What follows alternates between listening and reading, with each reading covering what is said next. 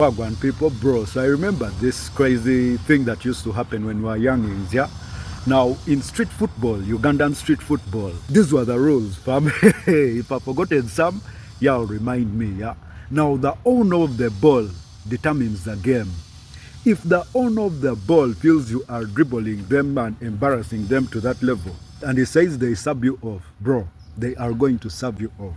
Street football was always dependent on the mood of the owner of the ball.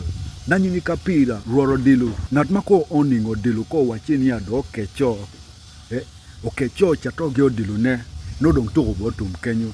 The owner of the ball, if the owner of the ball is frustrated and the game is not going according to their way, then the game has already come to an end. They can take away the ball and it is what it is.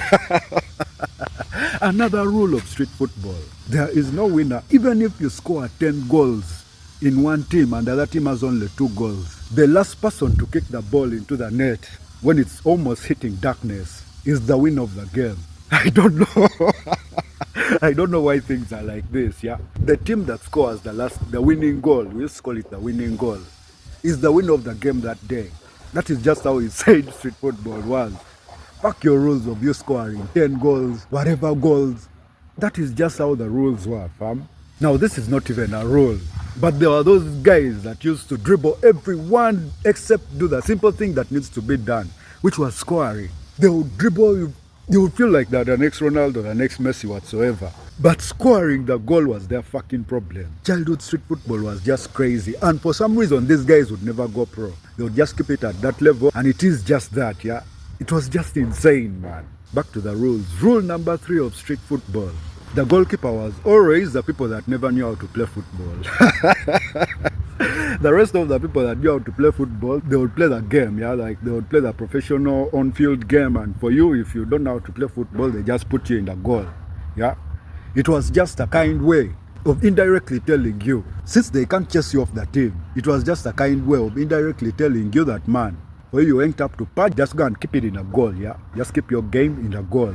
Rule number 4, rule number 5. I'm not keeping up with the numbering of this whole thing, yeah. The owner of the ball chose the team that plays for him, and they usually chose the best team, yeah. The best players in the hood, they are the ones that always used to post up with the owner of the ball.